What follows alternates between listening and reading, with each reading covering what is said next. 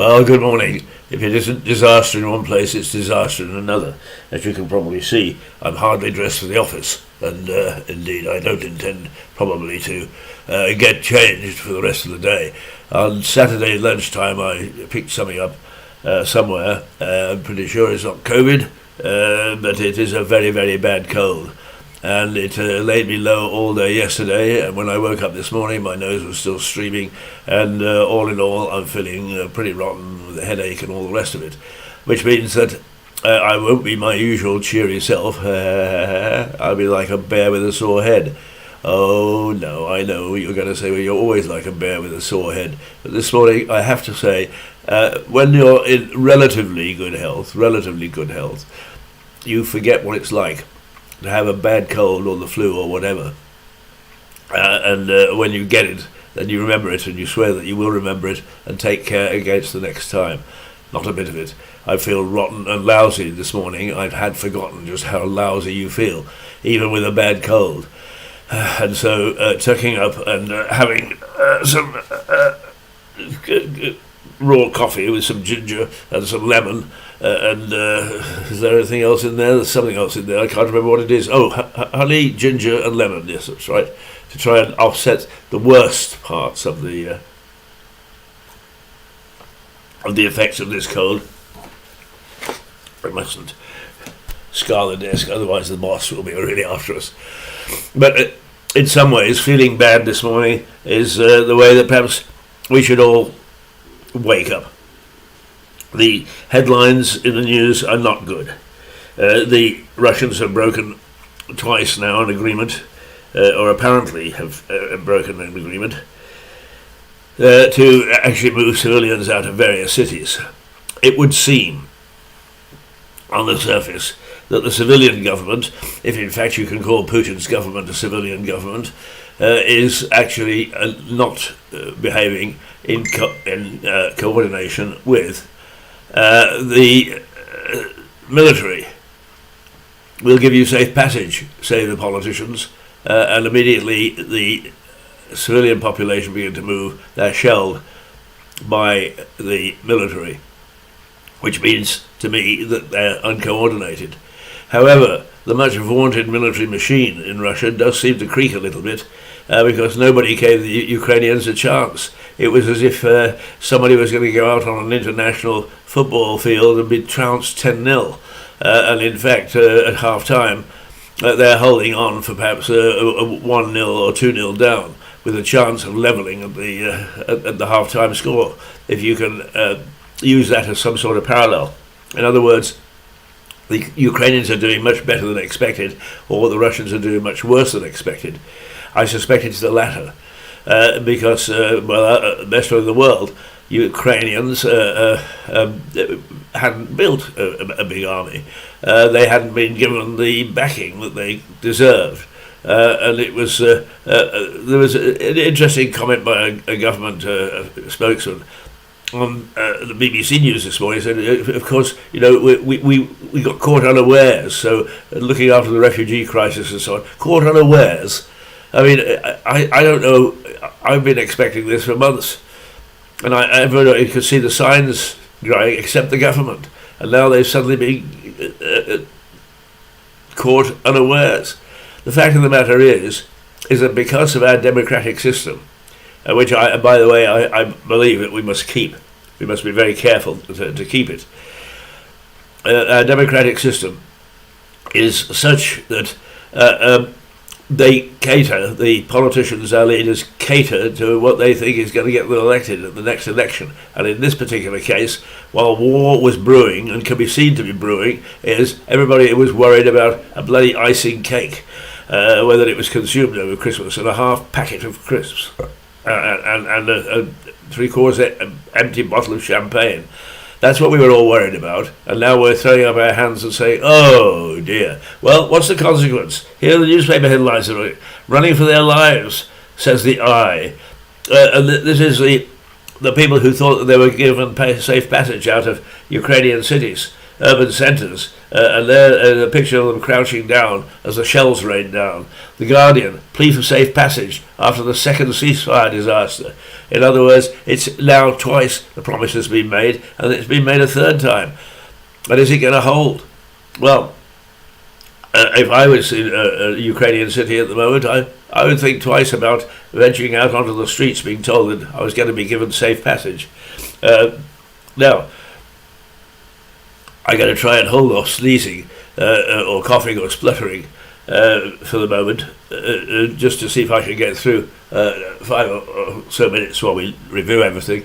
The Times, families flee for their lives, and there are some the papers, to some extent, and for that matter television, have focused on the personal cost. Families ripped apart and so on. And so they should. They are good human stories. Well, I say good human stories. They are human stories which we should be aware.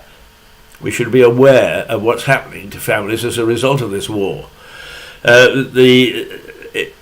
the same token, it does manage to cover up some of the incompetence that has been shown by our leaders, world leaders, and I'm not just pointing at our lot at Westminster. And as for Macron, who keeps on making sure that he puts out a press release, and we're daft enough to keep on repeating it, is this is a situation. I'm talking to Putin. I'm the only one that can. I can tell you what's happening tomorrow. I've got a crystal ball as a result. And he's turned out to be a complete and utter lame duck. Anyway, Metro, run for your lives. Again, a picture of people fleeing. The Daily Telegraph, barbaric Putin rains down terror.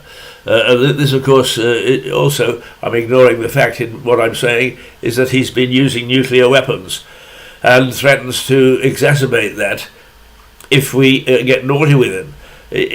Putin has literally said, if you get too heavy with me right now, then I'm likely to unleash terror. And the fact is, he's quite capable of doing it, and emotionally, as well as having the capacity to do it. The Daily Express, pure evil, no mercy as civilians flee for their lives. The Mirror, save them. Now, that is a key thing from the Mirror, because one of the things that the president, who is a former comedian, Zelensky is a former comedian, by the way, and it just shows, in my view, is comedians make much better leaders than politicians do, because one thing that he's done is he's united Ukrainians against Russia. He's given a rallying cry and has behaved like a statesman, and all in all, they've got something of a leader which is helping them keep the resistance. But anyway, save them is he pointed out.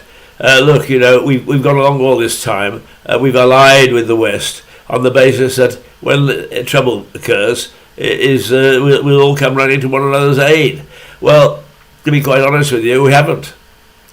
Oh gosh, yes. So I get on to the fact that football crowds have waved flags, and the Archbishop of Canterbury has made great pronouncements, and our own politicians have strutted up and down. But actually, what have we done?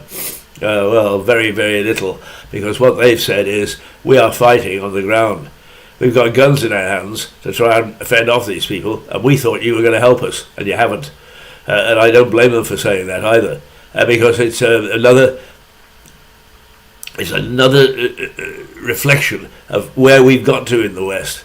Is don't break our comfort zone. But what we'll do is we'll wave flags, we'll bang saucepans, we'll do anything, but don't ask us to do anything that's practical. Don't ask us to actually go to war. Well, I'll tell you, is the litany of things that can happen to us, as put out by the major media this morning, are pretty significant.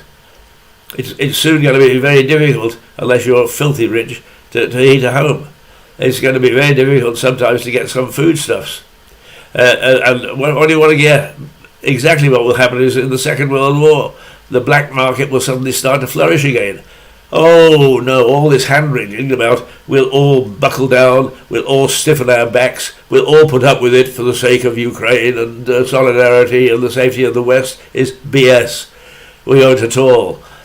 We will behave like a lot of other states do, whom we condemn for this, and that is the biggest snouts will get into the trough.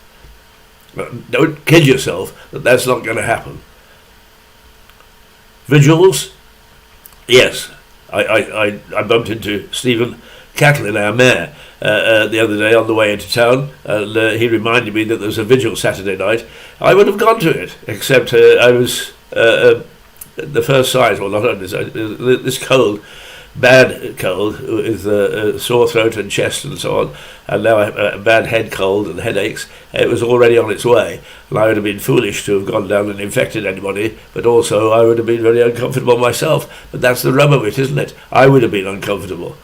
Oh, dearie, dearie me, let me feel sorry for myself. Why not? Millions more are in many ways. We can do all these things, but when it comes down to the practicalities, we run in an opposite direction. Not everybody, of course, it's a generalization. But the whole idea that here we are, solidly behind Ukraine, and we will do anything to support you, is bunkum. We don't. We go to a football match and pay 50 quid or whatever for a ticket and wave a flag.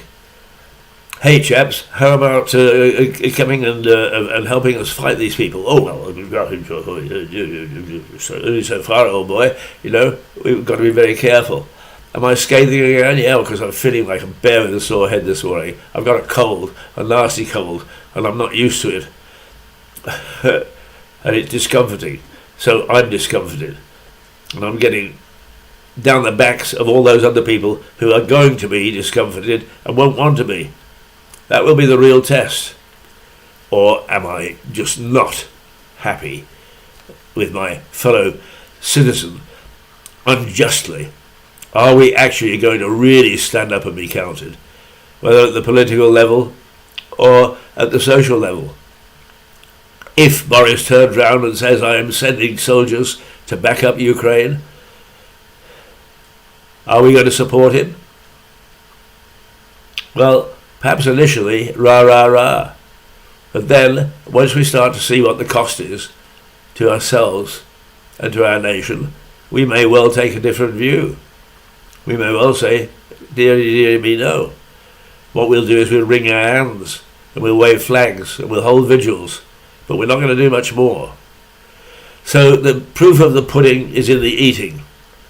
Are we, as a nation, prepared to put up with lots of privations? Because they're starting. Make no bones about it. Just because perhaps you haven't felt them yet, they're starting. And once they start to kick in, the reversal takes a time too. So we're in for a torrid time. the Bongrel system is going to kick in. The first thing to disappear, God only knows why, it's always toilet paper. That's always the sign. Food shortages, everybody buys toilet paper. I mean, that's a contradiction in terms, isn't it? Eat less and use more toilet paper. Oh well, there we go. But yes, I'm feeling miserable, and I'm feeling mean, and I'm not being very generous to my fellow citizen. I'm not being Christian. Justin Welby would be ashamed of me as a Christian. He would say I should rethink my mind. But the fact is, I have very little faith that once we start to get out of the comfort zone, that a generation or generations who have never sampled war or the privations of war will buckle very quickly, that their attitudes will change. I've been talking to people who are over 60. People over 60 could remember and can remember. Well, they won't remember the war years as such, but they will remember that up until about 1955, which was 10 years after the war ended, we were still experiencing rationing. Coal, for one thing, didn't come off ration very quickly, and sweets. When we talk about obesity, and whether in fact eating chocolates and so on, there were no chocolates to eat. You had a little piece of paper which you went into the sweet shop and you gave it over and you got a quarter I suppose quarter pound or quarter ounce, I don't know. It was a little bag, or it was a chocolate bar, and you made that last for the week because you didn't get any more unless you're on the black market for a week. Try doing without. I couldn't do right now without chocolate for a week. Can you? But we may have to. Strange enough, because of the sugar and so on and so forth, it's one of the first things to go, to be rationed. In the old days, it was coal to be rationed. In other words, energy. How far away are we from that? And it doesn't matter how wealthy you are. Buying extra energy, if it's coming from the same source, is pretty damn difficult. You really got to pull a fast one or two to do that. Okay. The Sun, running for their lives. The Financial Times, the West weighs banning Russian oil as Moscow steps up Ukraine onslaught. In other words, at long last, somebody's beginning to say, hey, we put up these sanctions. We're not going to buy this, we're not going to buy that. Yeah, it's pretty good. But you know, the thing with sanctions is, it's the people that impose the sanctions who suffer more than the target country. And are we prepared to put up with those sanctions? Because it will mean less of all sorts of things. There was one thing I heard this morning, is that one of the things that is a byproduct of oil and so on and so forth, fossil fuels and so on, is fertilizer. And we buy huge amounts of fertilizer from Russia. Can't. So, what are we going to do in the fields? Where are we going to get our fertilizer from? Well, you can say pouring out of the mouths of people like me if you want, but it's not a very practical way, any more than our response to the plea of Ukraine's president is practical.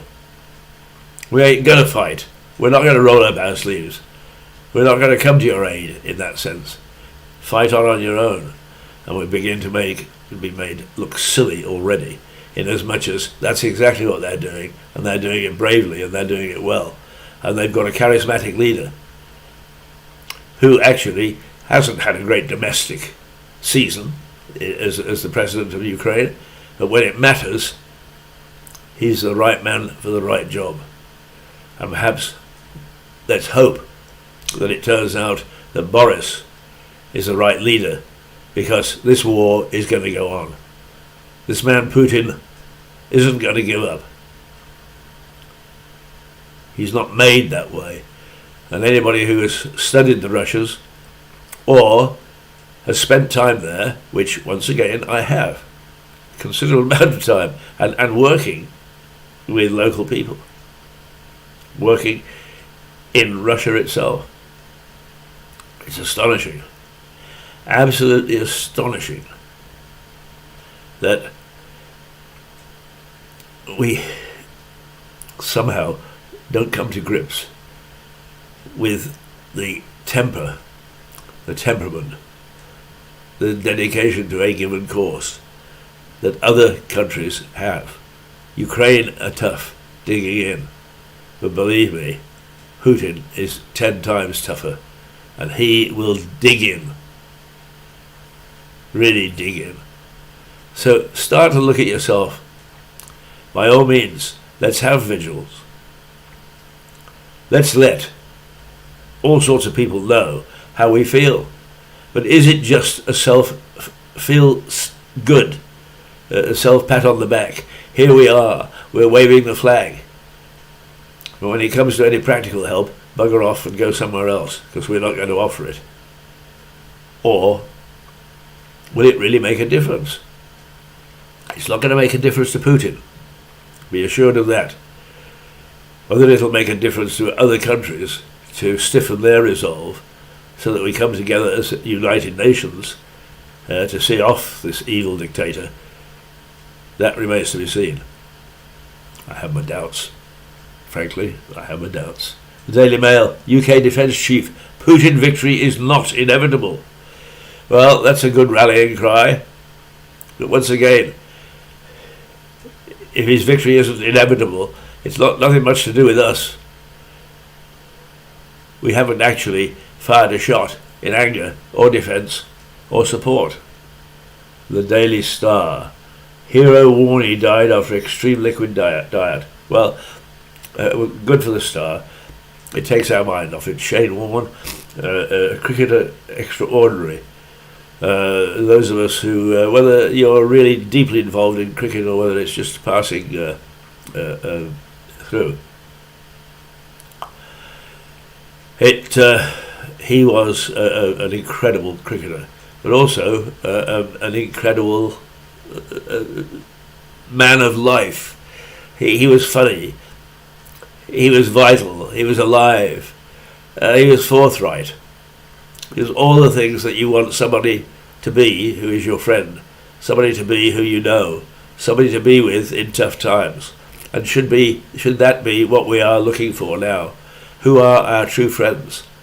Because our true friends will not, for instance, my true friends will not condemn me for what I think and what I say. They may not agree with me, but they won't break the friendship. They won't break the trust. And is that what's happened nationally? Have we actually broken the trust? Hey, don't you worry. We've got NATO, we've got guns, and look, we've got the best army in the world. Whoop-de-doo! What do we do with it when the time comes? Bugger all comes into mind. What an awful phrase. But then, doing bugger all is an awful situation. Oh well, you can see what happens when I got a cold. Can you imagine how benign I would have been this morning if I wasn't ill? Pull the other one. Toodle-pip. Thank you for being with me, or not, as the case may be. We'll be back tomorrow.